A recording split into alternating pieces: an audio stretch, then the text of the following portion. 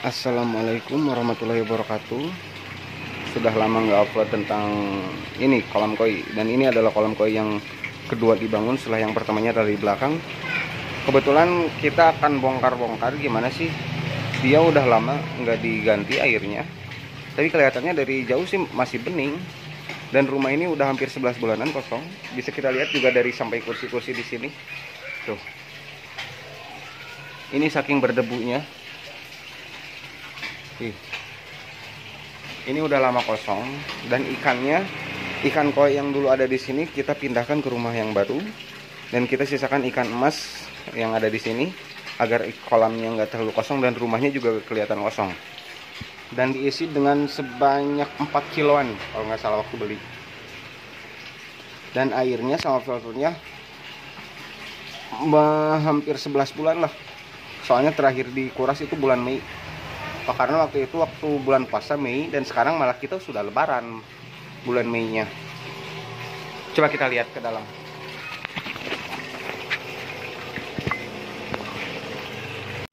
Oke teman-teman, filternya udah kita buka dan ternyata banyak kecoaknya. Bisa dilihat tuh. Oh, kotor banget ya.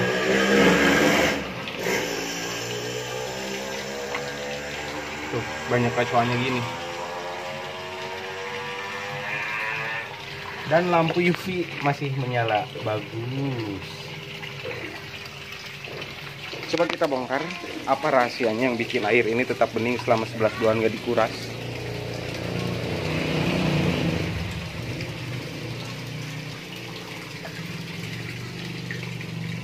Ternyata kotorannya malah begini. Yang pasti ini di bawah busa seperti ini, apa ya namanya, busa filter mekanik kalau nggak salah dia, kalau beli ke toko akuarium atau toko ikan seperti ini bentuknya nih. Lalu di chamber kedua, oh iya sebelumnya dia itu air yang dari sini kita masukkan lewat skimmer ke sini, dan flok top yang itu dimasukkan ke paling bawah di sini supaya airnya naik, dan setelah naik itu dia difilter, kemudian masuk ke ini peralon, masuk ke filter kedua. Yang pasti filter pertama dia ini cuma ini nih, cuman filter mekanik. Masuk ke filter 2 ini yang paling penting sebenarnya. Setelah beberapa kali saya bikin filter yang memang paling berhasil, itu ternyata ini yang jadi kunci utama keberhasilan filter koi bisa jadi bersih. Jadi ini adalah filter apa, jaring nelayan. Lihat ketika dia angkat, kotor banget. Ini adalah jaring nelayan.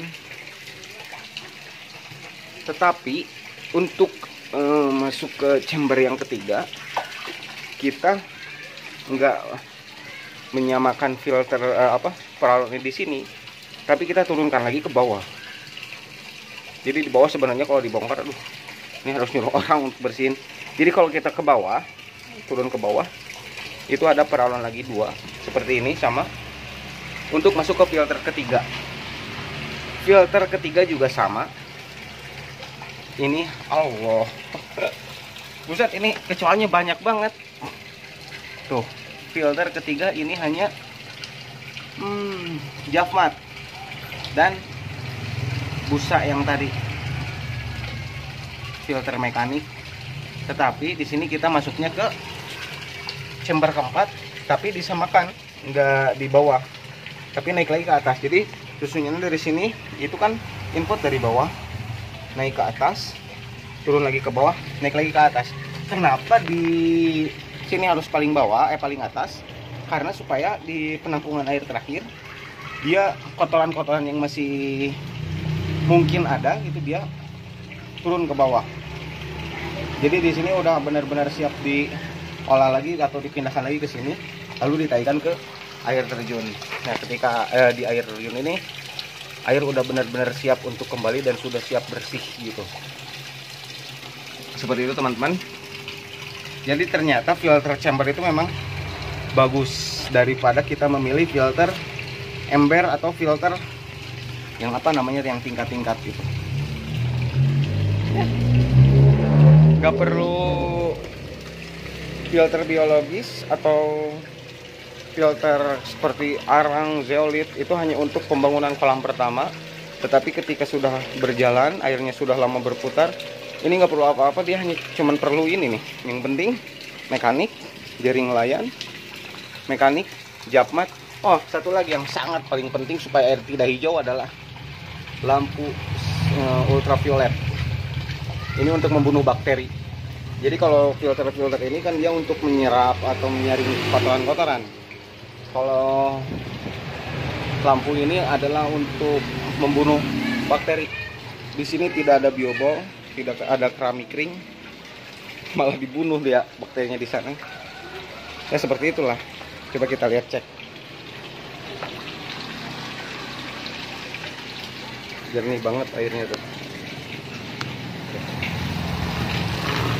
Airnya jernih banget ya. Ini benar-benar 11 bulan nggak dikuras dan kualitas airnya masih tetap seperti ini. Mungkin ada masukan atau apa-apa buat teman-teman buat video ini. Kita sama-sama belajar dan ya seperti ini hasilnya. Alhamdulillah. Mungkin kayaknya harus untuk membersihkannya juga kayaknya harus benar-benar diproyeksikan. Kayaknya nggak cukup setengah hari, dia harus sehari dan harus pakai tukang kayaknya deh. Karena benar-benar ini kotornya. Ya, videonya sekian saja. Dan yang pasti buat teman-teman yang mau buat kolam koi, jangan asal bikin kolam koi aja, tetapi difikirkan juga filtrasinya. Oke teman-teman, dari hasil video yang sudah saya review tadi, kolam koi yang tadi saya review, kebetulan saya udah bikin skemanya juga seperti apa filtrasinya. Dimana sudah saya berikan warna yang merah ini adalah pembuangan air atau flock soap yang ada di dasar kolam. Hijau skimmer dan yang hitam-hitam ini adalah jalur air dan kembali lagi ke kolam. Jadi gimana? Kita sama-sama belajar. Yang merah ini adalah flock soap pembuangan air yang ada di dasar kolam. Dia fungsinya untuk menyaring kotoran yang berat yang tidak tersaring oleh skimmer.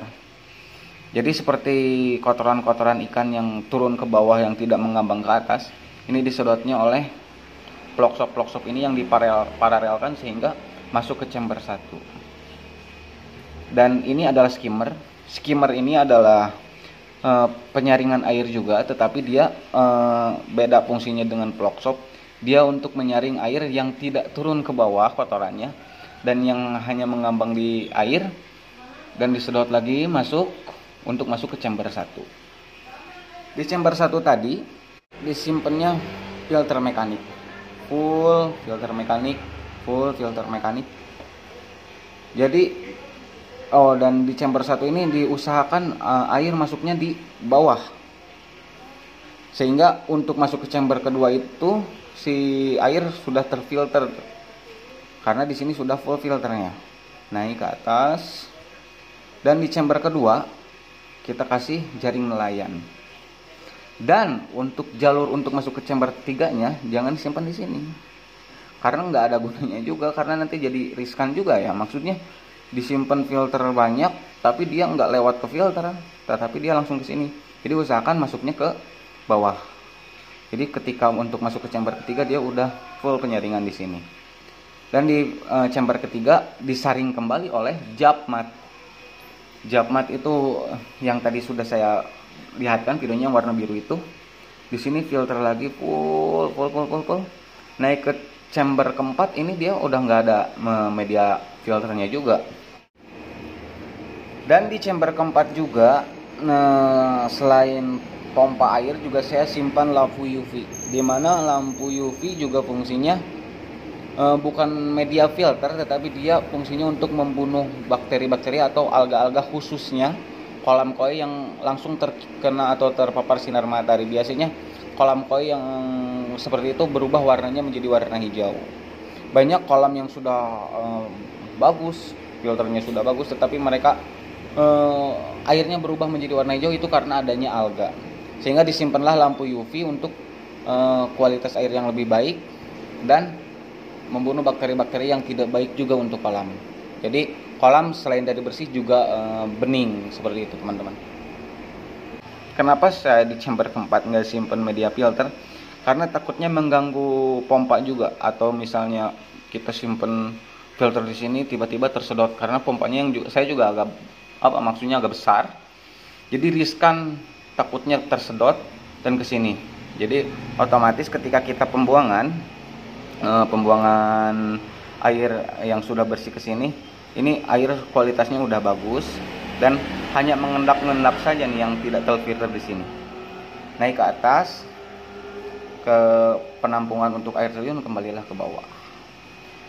Oke, ada beberapa teman-teman saya yang nanya, Bang, kalau saya udah misalnya bikin kolam tapi lupa nggak bikin filter gimana? Kita bisa rubah chamber-chamber ini dengan tong.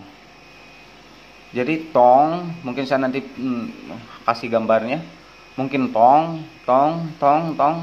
tidak membuat filtrasi yang kecil yang pernah saya bikin juga, karena itu untuk skalanya sementara dan atau untuk kolam koi yang kecil. Tetapi untuk kolam koi yang ukuran agak besar seperti yang saya, kayaknya lebih bagus juga pakai filter seperti ini dan dirubahnya menjadi tong. Jadi kalau teman-teman udah bikin kolam tapi tidak memikirkan filtrasinya, bisa dirubah dengan tong, mungkin disimpan di atas, tetapi skemanya sama seperti ini. Walaupun tidak ada air terjun, kita bisa mengembalikannya lah lewat tong lagi.